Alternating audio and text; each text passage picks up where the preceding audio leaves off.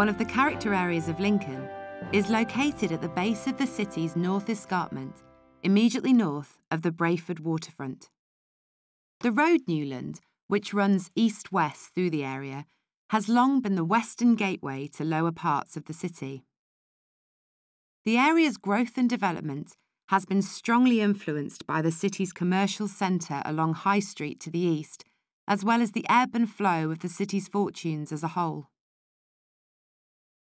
Parts of the area were within the lower Roman city, just to the east of the point where Lucy Tower Street meets Newland.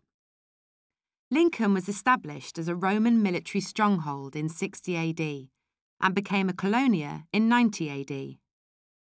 Immediately to the right of Fodder's shop on Newland is a raised walkway. It runs along the top of a section of the former Roman wall, before the defences turned east to form the southern wall of the city. The stretch of Newland from Lucy Tower Street to Guildhall Street takes its alignment from the southern Roman walls of the city, which ran immediately to the north.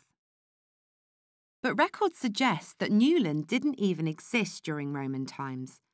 The very name Newland gives a clue to that. The level expanse of land on which much of the area, including the road itself, is located was reclaimed during the medieval period, with the result that by the end of the 12th century, the current Brayford waterfront to the south was largely established. Only then could Newland take its place as a western entrance to the city, aligned on the old Roman walls, which continued to defend the city for 1,000 years after they were built.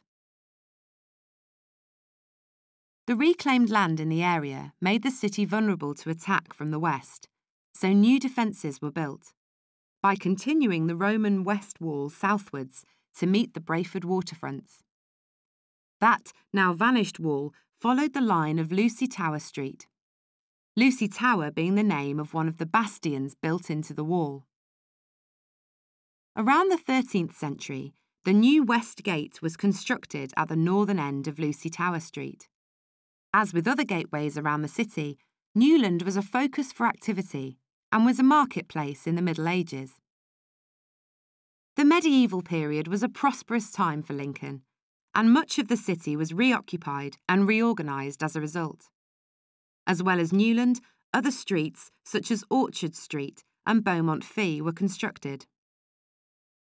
Little else remains on the ground from the Middle Ages, though we know that the wooded area at the junction of Beaumont Fee and Park Street was the site of the medieval St Mary Crackpole Church. The oldest building which survives in the area abuts this small park. It is the Friends Meeting House, originally constructed in 1689, shortly after the Act of Toleration was passed. The building was added to in the 18th and early 20th centuries, but the original 17th century facade is easy to make out. Many of the buildings in the current townscape date from the late 18th and 19th centuries. This was a prosperous time for Lincoln, and Newland began to develop as a well-to-do suburb, with substantial houses along Newland and Park Street. Several of these houses survive, although none remain in residential use. The Congregational Chapel, which survives on the corner of Beaumont Fee and Newland, was built in 1840. This became a school in 1876, when the larger Congregational Church was built alongside it. Following the arrival of the railways in the 1840s, the city prospered further.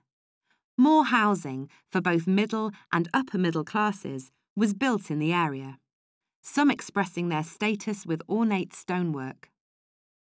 However, housing built in areas closer to the city centre to house working-class families was in comparison smaller and less decorated. A number of industrial buildings survive from this period of expansion too, such as the Coffee Warehouse on Park Street and a small former foundry at number 72 Park Street. You can tell it was a foundry by the left-hand chimney, which clearly survives from its industrial past. Only a few buildings have been constructed in the area since the late Victorian and Edwardian period. Many formerly residential buildings have been converted for commercial use. In more recent times, the increased use of cars has had a huge effect on the area.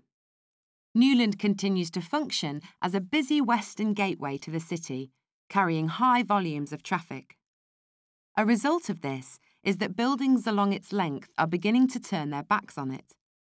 Several buildings are now accessed from car parks at the rear, leaving their front doors underused, if not redundant. This often has the effect of removing the vitality from the facades which face the street. And this tendency is increased by large-scale development just to the south of the area. A number of substantial modern buildings, such as the Odeon Cinema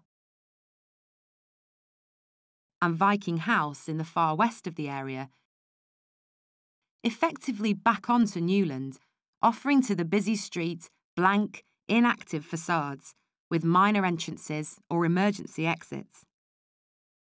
It's a far cry from the prominent gateway and genteel suburb that it once was. This video is one of a series exploring the sense of place of the many distinctive areas of the city of Lincoln. Explore the Heritage Connect website to find out more about this or other areas of the city. As well as many videos, you'll find a huge amount of further information there. But best of all, wherever you are, keep your eyes open for more clues to the city's fascinating history.